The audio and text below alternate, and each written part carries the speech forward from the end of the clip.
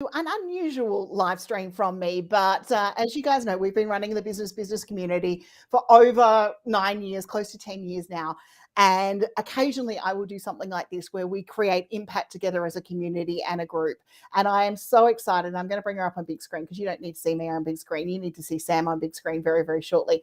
Professor Sam Oakes from the National Breast Cancer Foundation, because we're talking today about the impact of me dyeing my hair. Yes, I know it's very faded from the future it was. We're all wearing pink. I don't wear my pink. I've got my ribbon. But the impact we make as a community by the donations that you have made to the National Breast Cancer Foundation.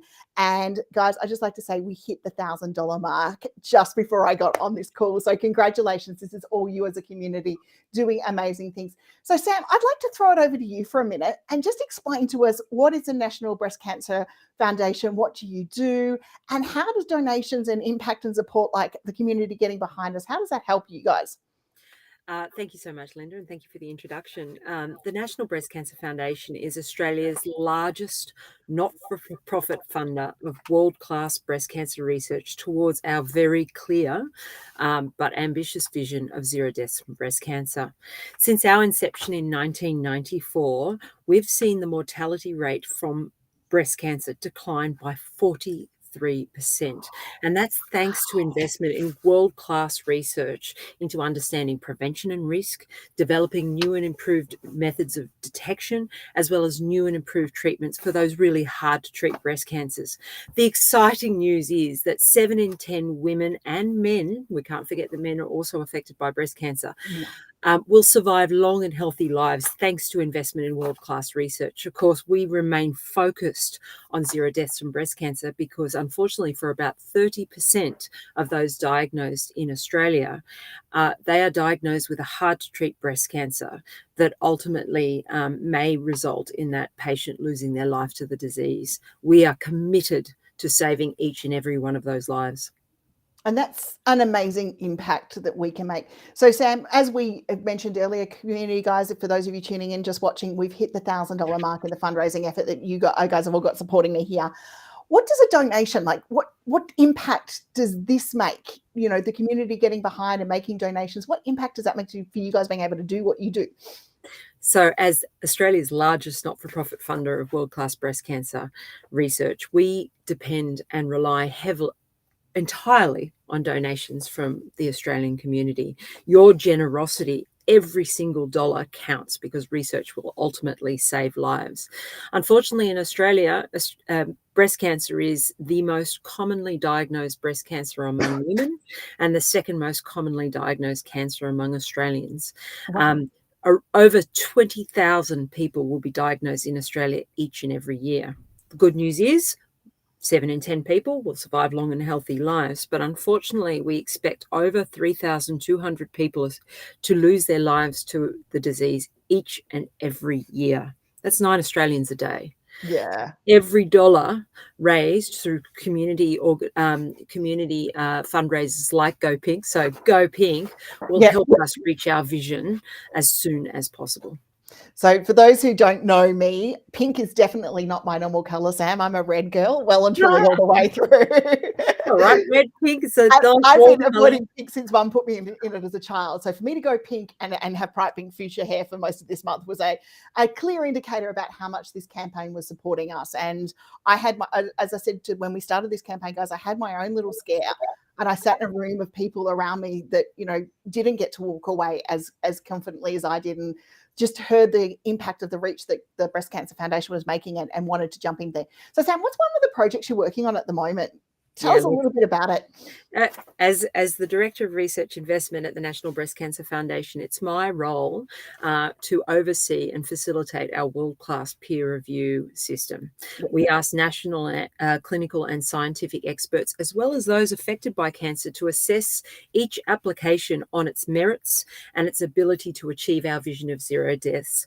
Just this year, in May, on Mother's Day, some may have seen the announcement, we announced an additional to the entire $216 million that we've invested towards 622 research projects since our inception, we announced another $12 million and 16 research projects focused on our vision of zero deaths. And as an ex-scientist myself, it's really difficult to pick one particular bit of research to talk about because I'm excited about all of them.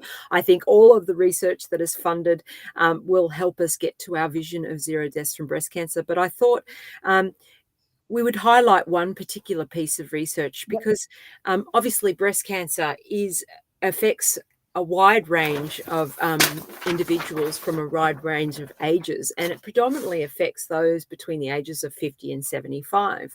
But unfortunately, around 1,000 young women, so those women who are under the age of 40, will be diagnosed with breast cancer before the age of 40. And unfortunately, that particular type of breast cancer, often diagnosed in young women, has different biology, and it tends to be hard to treat breast cancer. So in this year's round of the Investigator-Initiated Research Scheme, we funded Associate Professor Peter Simpson from the University of Queensland, who's studying tumour samples from a range of patients under the age of 40, about 1,000 patients under the age of 40. Some of these patients have a known family history of breast cancer, while for some of them, they have no family history. And it's unusual. Why should breast cancer occur in a young individual? And so outcomes of this study will really understand the unknown genetics resulting in early diagnosis of breast cancer. And by doing so, by understanding the genes that go wrong in the development of these types of tumours, he may be able to then understand how we might develop better treatments for the disease, better prevention strategies, and ultimately improve the outcomes of these women diagnosed under the age of 40.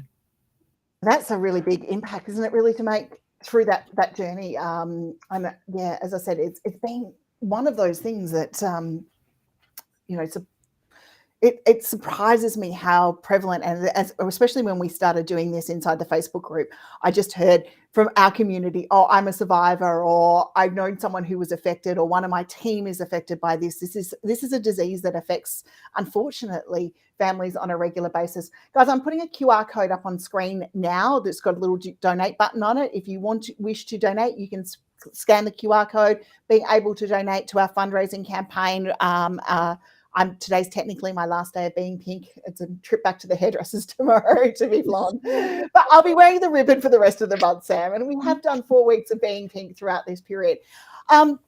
Donations. Now it's tax time. We are all business owners. Are the donations tax deductible, Sam? Oh, absolutely. Every donation over $2 endorsed by the to charities endorsed by the Australian Tax Office is tax deductible. So if you want to reduce the amount of tax you're paying this year, why don't you make a donation to NBCF? So and every dollar counts. For you. I'll put the link in chat. Every dollar counts. Okay. Research saves lives. It does. Sam, and one final thing, because I know your time is precious and we want you to continue doing what you're doing. What is one message you would like to leave our community with today? How can us as business owners help you guys? First of all, and first and foremost, from me and the entire team at NBCF, I'd like to extend our heartfelt gratitude to each and every one of you who has donated already or considering a donation, because every dollar will help us fund the very best research towards our vision of zero deaths. And please, thank you to everyone who's supported GOPINK and has gone pink already. Your commitment and dedication is actually crucial to us reaching our vision, and we're committed to our ambitious vision as fast as possible, because each and every life is worthy of saving. Absolutely.